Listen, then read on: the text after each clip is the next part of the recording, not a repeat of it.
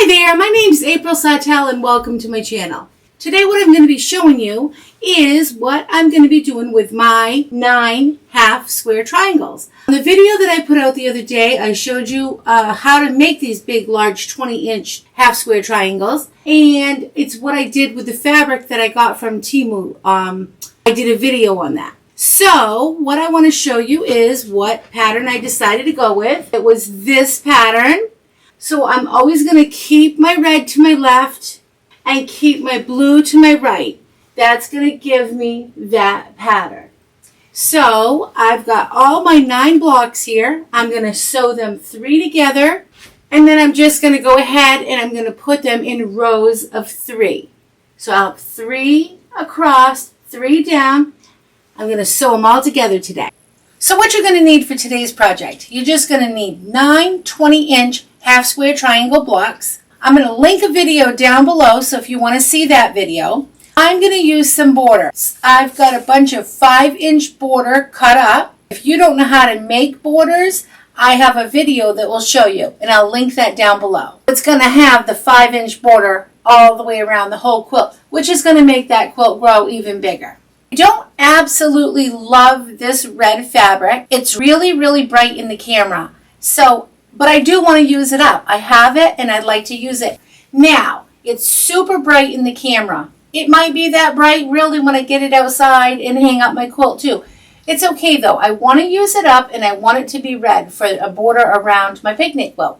I think inside of my squares, inside of my patchwork squares, every once in a while there's a pop of this super bright. It's almost fluorescent, it's so bright.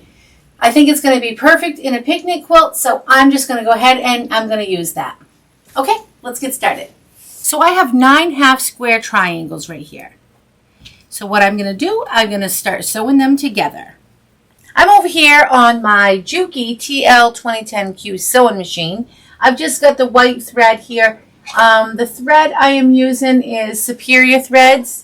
I just have a big roll and I've got it setting right here on my spool holder. So I'm going to take my half square triangles and I'm going to put right sides together. And I want to be sure that these, like I'll call these the V, that the blue V has a skinny tip at the top. That's how I will reference this. So I want to put right sides together. I'm going to pop a couple of pins in. There's no seams or anything to match, so that's always good. All we're doing now is I just want to put the pins in just to hold it in place because there's going to be some maneuvering it around, or you'll be bringing it over to your sewing machine just to keep it together, that's all. But that's what's nice with this block. There won't be any seams to match right here on this step. Just going to be taking the outside, lining that up together. That's all I'm doing right now. Now, just put my presser foot down, take my pins out as I go. I've got my stitch length at about 2.5. I'm going to use my seam guide here, and I'm also just, following the edge of my presser foot here. I'm going to go ahead, I'm going to give it a start and give it a back stitch right there. And then I'm just going to sew it all the way down.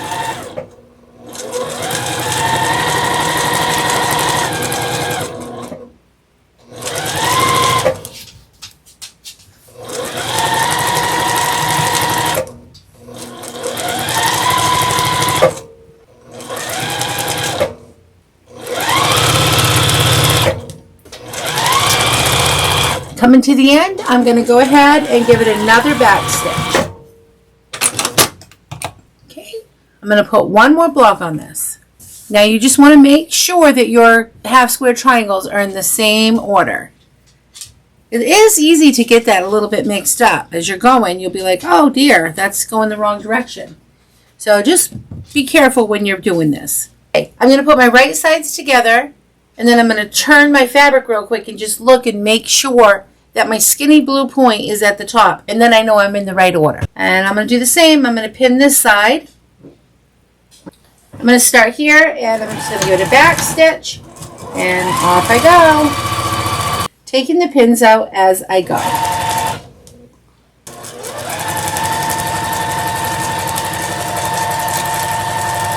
So when you're working with half square triangles, it's really easy to get yourself turned around on which order the blocks are going to go in. So I know that that blue point would be to my right, but what about when I have to do it and I have to lay them right sides together? You're going to need to find a system that works for you when you're connecting the blocks. Now, I know that this blue point needs to be to my top left. That much I know. But if I put right sides together and I put that blue point, like I just said, to my left, when I open this, you see the blues here? They're going to be touching. That's not the order in which we're going. So I've got to be careful. So now what I've got to do is I've got to decide, okay, it's not this blue point. I need to have a blue point to my left, but the red has to be at the top. So I just have to keep remembering, blue point left when I go right sides together, so that, so when I open this, this will be the right way. So my system will be, my blue point will be to my left. My red will be to my right. Let me show you that again. It is a little bit confusing. So when you think, okay, you need your blue point to your left. All right, my blue point here. So I could just take this right sides and put right sides together. Put my blue point to my left. That makes sense. But then when I open it, nope, that's not going to be the right order. The blues are going to be touching here. See here? So when you look at this, you're going to go, okay, I need my blue point to my left, but I also need the red fabric to go to my right. So when I open this, boom, it does exactly what I want it to do. You're just going to need to find what order you want your half square triangles to, what pattern you're going with. Right from the start, what I would do is I would just figure out that system. After you've added the first one, you know, by the time you're adding your second block on, you'll find a system that works for you. Just to make you remember, okay, I need this certain angle. Find your system right from the start. It'll save you a lot of pulling out stitches.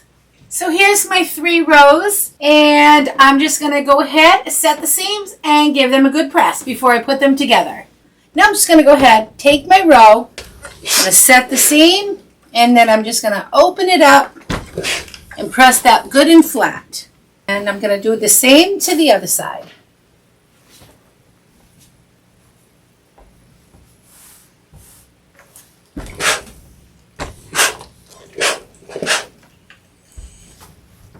And then just press that good and flat.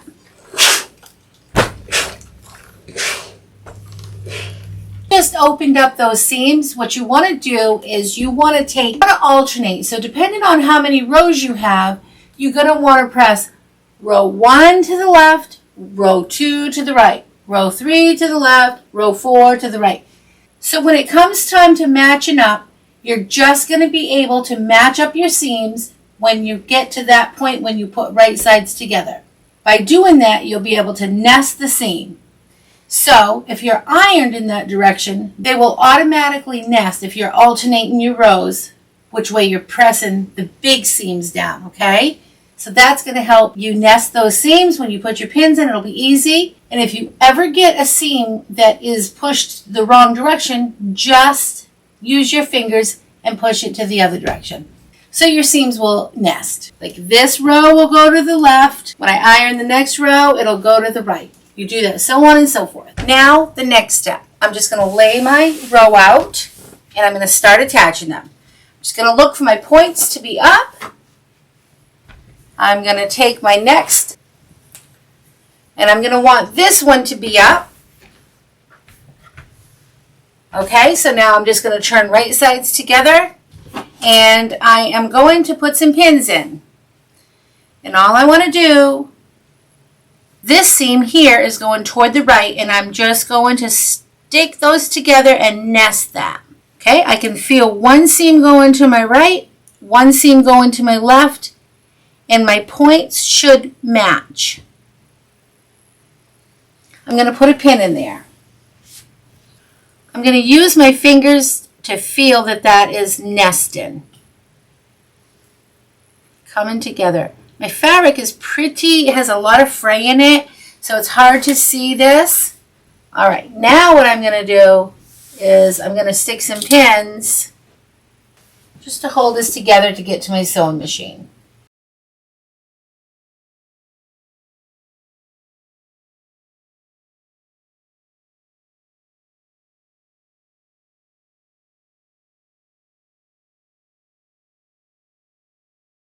And then by doing that, everything's my points will all match there. Okay, I'll see you over at the sewing machine.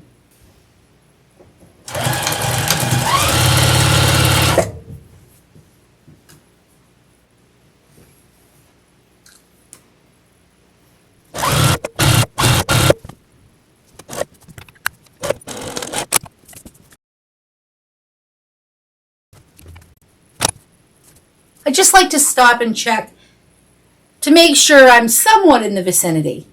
And it takes a lot of practice. So don't worry if your points are not perfect, okay? That is not what makes your quilt beautiful. You'll get better and better with practice. Every time you make a quilt, it gets better and better. And I'm going to give it a back stitch. Okay, I'm just going to set that last seam all the way across. Now I'm just going to push the seam open. I do have a step-by-step tutorial at how to make border and how to put border on. I'm just going to sew this on really quick. I'm going to start with the two sides and then I'm going to do the two tops.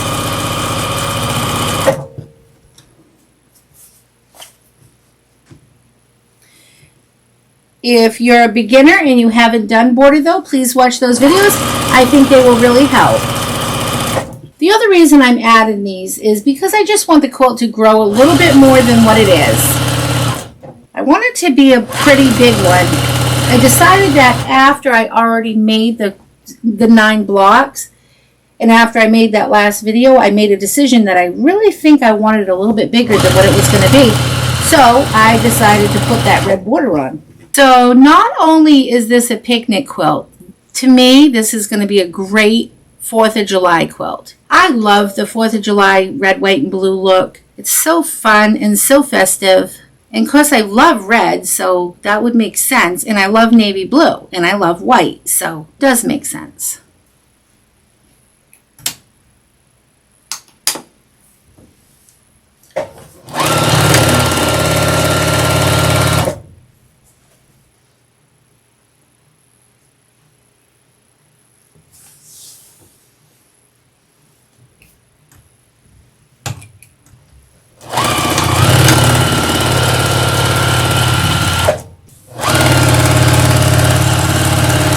I'm going to set the seams and then open it all up. And then I'm just going to give my quilt top one more really good press, and then I am going to show you how it all came out.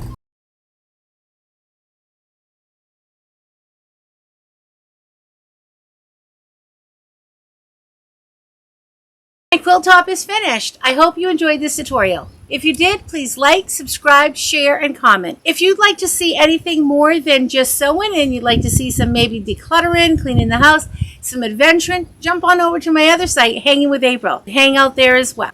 I'll put the link to that below. Thank you so much for watching. I'll see you next time. Remember to keep it simple. Have a great day. Bye. Say bye, little Miss Ready Thready.